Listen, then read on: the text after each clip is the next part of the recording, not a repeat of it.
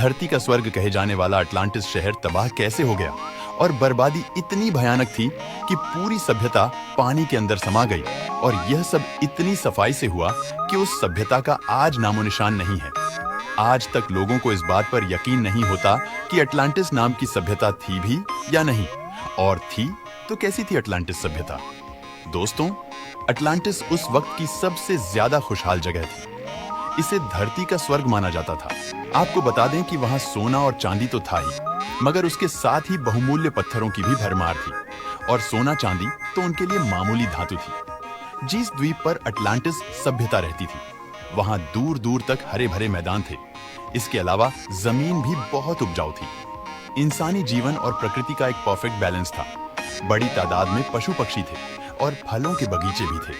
इस शहर को 5 क्षेत्रों में बांटा गया था, जिससे आप समझ सकते हैं कि यहाँ का मैनेजमेंट और पॉलिटिकल कल्चर भी बिना किसी रंजिश के चल रहा था। अटलांटिस के बारे में ये कहानी प्लेटो की दी हुई है। उन्होंने लिखा था कि अटलांटिस स्वर्ग था। वह आलीशान महल और मंदिर थे, जिस पर सोने चांदी की परतें छड़ी होती थी। मंदिर की दीवारें और आधार स्तंभ भी बहुमूल्य धातुओं के बने थे। अटलांटिस में भगवान की एक मूर्ति थी जो पूरी तरह से सोने की बनी है। आगे रथ खींचते 6 घोड़े भी दिखाए गए। मूर्ति का समुद्र के देवता के रूप में पूजा जाता था।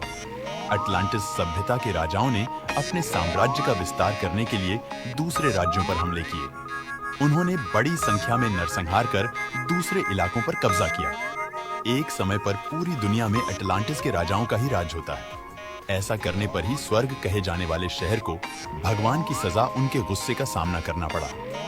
भगवान की सजा प्लेटो के मुताबिक इस काम के लिए भगवान ने अटलांटिस वालों को सजा भी दी। ये सजा तूफान, बाढ़, भूकंप और ज्वालामुखी के रूप में होती थी। इन प्राकृतिक आपदाओं से अटलांटिस समय समय पर भारी नुकसान पहुंचा, मगर फिर भी अटलांटिस वासी भगवान के इस इशारे को समझ नहीं पाए और अपनी विस्तारवाद की नीति को उन्होंने नहीं छोड़ा।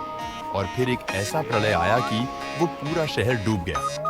और अभी तक इसके बारे में लोगों को सबूत नहीं मिल पाते हैं कि पूरी सभ्यता इतिहास बनकर रह गई। आपको बता दें कि एक दिन उस शहर में प्रलय आया और सब कुछ समाप्त हो गया। असल में वहां एक साथ कई आपदाओं ने हमला किया था। इतिहास के मुताबिक वहां ज्वालामुखी फटा तो समुद्र के पानी से ऊंची लहरों ने पूरे द्वीप को अपने में समा लिया। शुरुआत ज्वालामुखी के फटने से हुई।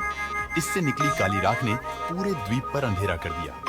बड़ी मात्रा में समुद्र से राख मिलने लगी और ये इतनी ज्यादा थी कि समुद्र का रंग भी बदल गया। ज्वालामुखी से निकली बड़ी और गर्म चट्टान की मानो बारिश होने लगी। कई जोरदार धमाके हुए और जैसा मंजर डायनासोर के टाइम देखा था, वैसा ही कुछ अटलांटिस के लोगों के सामने आया। लोग इधर उधर भाग रहे थे। तबाही से बचने के लिए बच्चे, बुजुर्ग, औरतें, किसी को कुछ खबर नहीं थी। वो क्या करें? कई लोग समुद्र में कूद गए अपनी जान बचाने के लिए, मगर वहां ज्वालामुखी राख ने उनका दम घोंट लिया। कई लोग तो आंख उगलते पत्थरों की बारिश से जिंदा जलकर ही राख हो गए थे। जमीन फटने लगी, उसमें कई लोग समाने लगे। पशु पक्षी, हर किसी को इसका भुगतान करना पड़ा और देखते देखते पूरा शहर पानी में मिलने लगा। इसके साथ वो सारा जीवन, उसके नामों, निशान, हर एक चीज ऐसे गायब हो गई जैसे वहां कभी कुछ था ही नहीं। प्लेटो की इस कहानी पर इतिहास के कई जानकारों ने सवालिया निशान उठाए हैं। उनका कहना है कि प्लेटो की कही बात को किस आधार पर सच मान लिया जाए। असल में प्लेटो की ये बात पीढ़ी दर पीढ़ी चली आई है, मगर यहाँ आपको बता दें कि इतने सालों बाद भी वैज्ञानिक इस घटनाक्रम की तह तक नहीं पहुंच पाए। केवल अंदाजा ही लगाया जा रहा है कि उस समय 100 बम फटने जैसी स्थिति पैदा हुई थी, जिसके चलते पूरी सभ्यता का सफाया हो गया। प्लेटो की बात सच हो या कल्पना पर एक सवाल अभी भी कायम है कि क्या कोई प्रलय ऐसा भी हो सकता है जो पूरी सभ्यता को डुबा ले जाए? और क्या हम भी आने वाले समय में अटलांटिस तो नहीं बन जाएंगे? दोस्तों, आपको क्या लगता है? हमें कमेंट में जरूर बताना।